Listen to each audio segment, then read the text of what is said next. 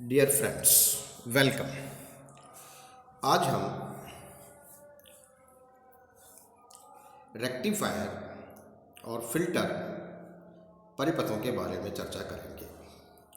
Rectification अर्थात दिष्टकरण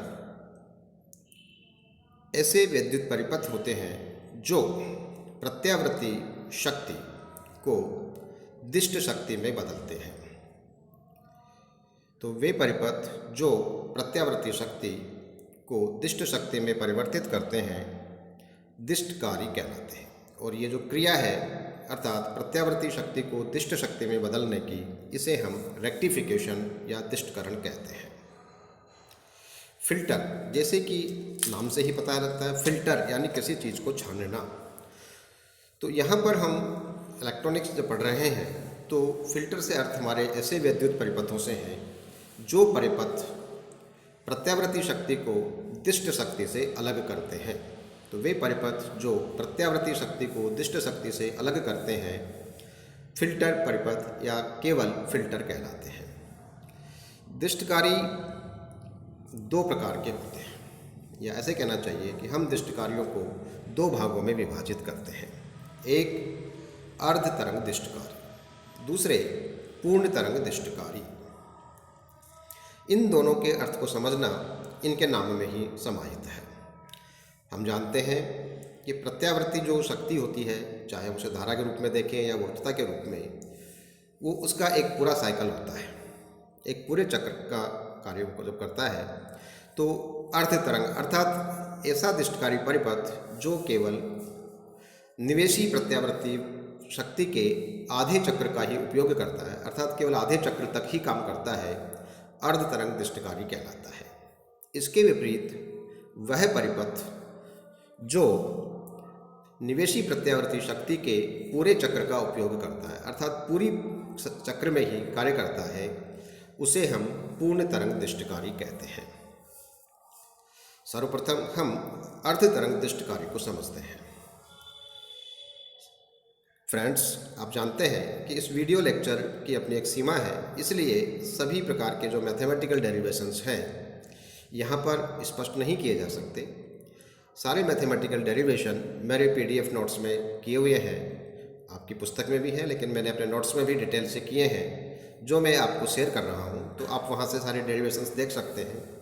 यहाँ हम केवल उनको संक्षेप में चर्चा करेंगे और इन डेरिवेशन के बीच में या इसके पीछे जो अंडरलाइंग फिजिक्स है उस फिजिक्स का हम विश्लेषण करेंगे, चर्चा करेंगे। तो सर्वप्रथम हम अर्ध तरंग दिष्टकारी अर्थात हाफ वेव रेक्टिफायर की बात करते हैं। इसका परिपथ इस चित्र में प्रस्तुत है। इस परिपथ में एक ट्रांसफार्मर दिखाया हुआ है जिसके A और B दो आउटपुट पॉइंट हैं। एक डायोड D लगा हुआ है और एक लोड प्रतिरोध RL है। तो ट्रांसफार्मर अर्थात निवेशी जो वोल्टता है प्रत्यावर्ती, उसे हम एक डायोड के द्वारा लोड प्रतिरोध RL पर आरोपित करते हैं।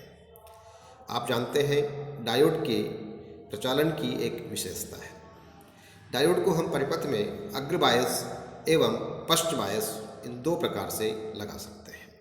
आप जानते हैं जब डायोड अग्रबायसित होता है तो इसका प्रतिरोध अत्यल्प होता है और परिपथ में आसानी से धारा प्रवाहित होती है, और जिसके कारण लोड प्रतिरोध RL पर आपको वोल्टता प्राप्त होती है।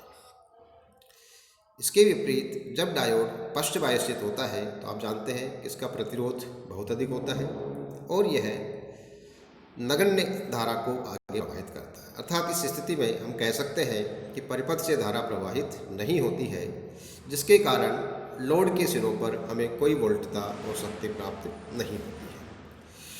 तो जिस प्रकार से डायोड की कार्यप्रणाली है वह इसके अर्ध तरंग दिष्टकारी के रूप में कार्य करने को सिद्ध करता है या उसको हमें दिया है।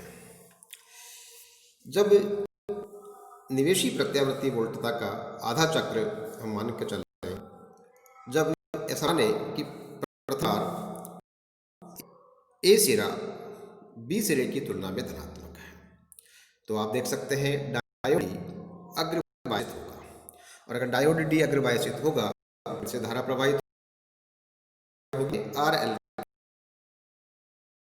के आधे चक्र में। जब ए और बी की पोलैरिटी रिवर्स हो जाती है, अर्थात ए सिरा अब बी सिरे की तुलना में ऋणात्मक हो जाता है। तो यह डायोड डी पश्चवायसित होगा, और जब डायोड डी पश्चवायसित होगा तो परिपथ में धारा प्रवाहित नहीं होगी, जिसके कारण हमें लोड प्रतिरोध RL पर वोल्टता प्राप्त नहीं होगी। इस प्रकार हम देख सकते हैं कि RL के सिरों पर हमें पूरे चक्र में से आधे समय के लिए वोल्टता प्राप्त होती है और उसकी दिशा एक ही होती है, अर्थात हमें दिष्ट वोल्टता या दिष्ट शक्ति प्राप्त होती है। तो ये जो क्रिया है डायोड की, यह दिष्टकरण है। इसकी एफिशिएंसी को समझने के लिए, इसकी कार्यप्रणाली को समझने के लिए हम इसका कुछ गणितीय विश्लेषण करेंगे। ये गणितीय विश्लेषण मैं पुनः आपसे कह रहा हूँ कि मेरे नोट्स में आप देख सकते हैं। मैं संक्षेप में आपको बताता हूँ कि हमने क्या क्या गणनाएँ की हैं। सबसे पहली गणना हमने की है कि RL से प्रवाहित धारा, RL से प्रवाहित धारा निकालने के लिए हमने, जब जानते हैं धारा बराबर होता है वोल्टता बटे प्रतिरोध, तो उसकी गणना की है, जो आधे चक्र में इसका मान आता है और आधे चक्र के लिए इसका मान 0 है। फिर हम देखते हैं कि RL के ऊपर जो आपको वोल्टता प्राप्त हुई है वो एक नियत मान की वोल्टता या धारा नहीं है, बल्कि स्पंद मान है कि आधे समय के लिए आपको मान मिलता है और आधे समय के लिए 0, और जो आधे समय के लिए मान मिलता है वो भी प्रत्यावर्ती वोल्टता के कारण नियत मान की नहीं होती है, इसलिए हम इसे कहेंगे स्पंद मान। तो हम इसका एक औसत मान निकालेंगे, जिसकी गणना आपके सामने पुनः प्रस्तुत है। इसका आप जानते हैं कि प्रत्यावर्ती के लिए हम औसत मान काम में नहीं लेते हैं, बल्कि उसका RMS root mean square value काम में लेते हैं, उसकी गणना करेंगे, जो गणना पुनः यहाँ प्रस्तुत है। अब हम दिष्ट कार्य की दक्षता को परिभाषित करते हैं। दिष्ट कार्य की दक्षता परिभाषित होती है कि हमने जो उसको प्रत्यावर्ती शक्ति दी है उसका कितना भाग उसने दिष्ट शक्ति में परिवर्तित किया है। तो परिभाषा है दक्षता बराबर निर्गत दिष्ट शक्ति डिवाइडेड बाय निवेशी प्रत्यावर्ती शक्ति। इन दोनों के मानों की गणना करके इसकी गणना हम करेंगे। दूसरा महत्वपूर्ण गुणांक जो हम परिभाषित करेंगे वो है उर्मिका गुणांक। आप जानते हैं, आपने देखा है कि जो दिष्ट कार्य के पश्चात लोड पर जो वोल्टता प्राप्त होती है वह शुद्ध रूप से दिष्ट नहीं होती है, बल्कि वह दिष्ट और प्रत्यावर्ती का मिक्स होती है। तो उर्मिका गुणांक बताता है कि इस शक्ति में से कितने % या कितने प्रतिशत निर्गत जो आपको धारा वोल्टेज मिली है उसमें प्रत्यावर्ती घटक उपलब्ध है। तो इसलिए हम इसकी परिभाषा दे रहे हैं उर्मिका गुणांक बराबर निर्गत प्रत्यावर्ती शक्ति डिवाइडेड बाय निर्गत दिष्ट शक्ति, और इसकी गणना आपके सामने फिर प्रस्तुत है। दूसरा जो गुणांक है वह है वोल्टता नियमन, कि दिष्ट कार्य की निर्गत वोल्टता कितने नियत मान की प्राप्त होती है। तो उस नियत मान का जो अनुपात है उस रूप में हम इसे परिभाषित करते हैं, अर्थात लोड के मान बदलने पर जो दिष्ट वोल्टता या दिष्ट शक्ति आपको प्राप्त होती है उसके मान में क्या परिवर्तन आता है।